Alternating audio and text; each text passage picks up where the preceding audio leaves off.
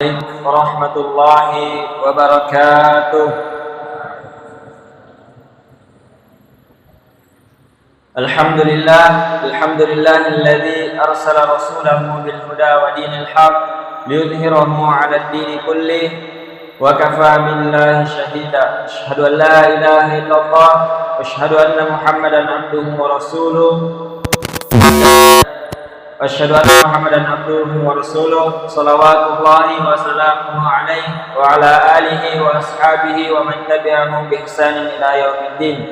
Amma ba'd. Pertama-tama marilah kita bersyukur kepada Allah Subhanahu wa taala yang masih memberikan kita begitu banyak nikmat-Nya, yaitu nikmat kesehatan, nikmat kesempatan, terlebih-lebih lagi nikmat iman dan Islam. Tak lupa pula kita berselawat kepada junjungan Nabi besar kita, Nabi Muhammad sallallahu alaihi wasallam. Nabi yang mengeluarkan umatnya dari alam gelap gulita menuju alam yang terang benderang. Dengan kata lain, akhrajun nasi minal dhulumati ilan nur au ila siratin mustaqim. Dan ia pula Nabi yang di akhir hidupnya tidak mengingat hartanya, tidak mengingat istrinya, dan tidak mengingat anak-anaknya. Tapi beliau berkata, "Ya Jibril, ummati, ummati, ummati." Wahai Jibril, umatku, umatku, umatku. Ma'asyiral muslimin rahimakumullah. Berdirinya kami di sini untuk membawakan satu kultum yang insyaallah bermanfaat bagi kita semua. Ada 4 hadis yang ketika diamalkan maka akan terkumpul adab dan akhlak yang sempurna pada seorang muslim. Hadis yang pertama, man kana yu'minu billahi wal yawmil akhir falyakul khairan aw liyasmut.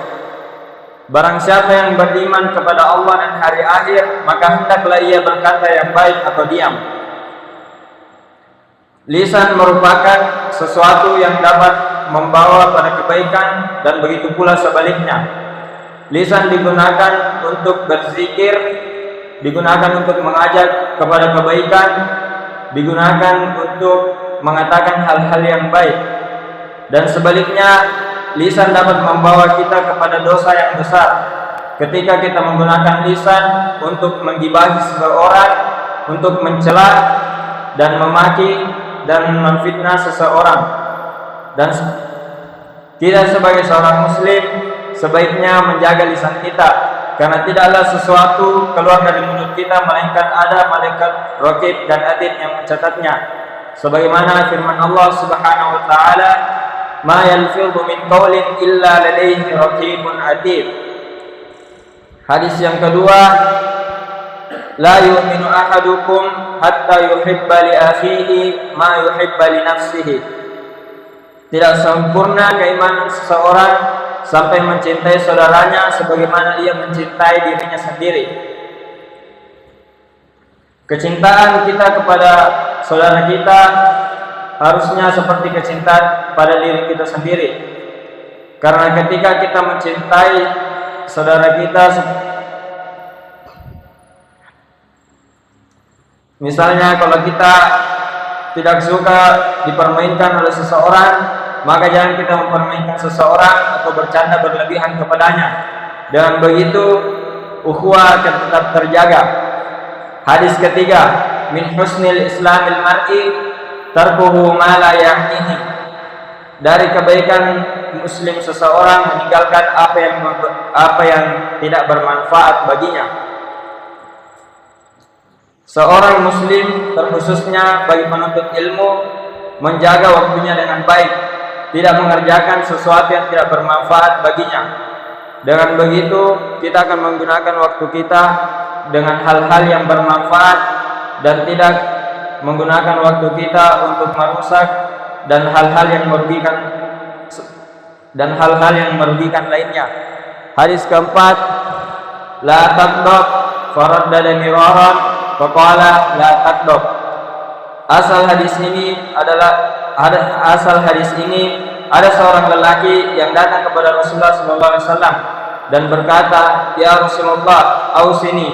Faqala la taqdab faraddana miraran faqala la taghdab. Laki-laki ini berkata, wahai Rasulullah, nasihatilah aku. Maka Rasulullah berkata, janganlah kau marah.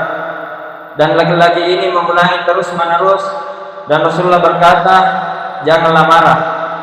Kemarahan ini sangat berbahaya ketika kita tidak bisa menahannya.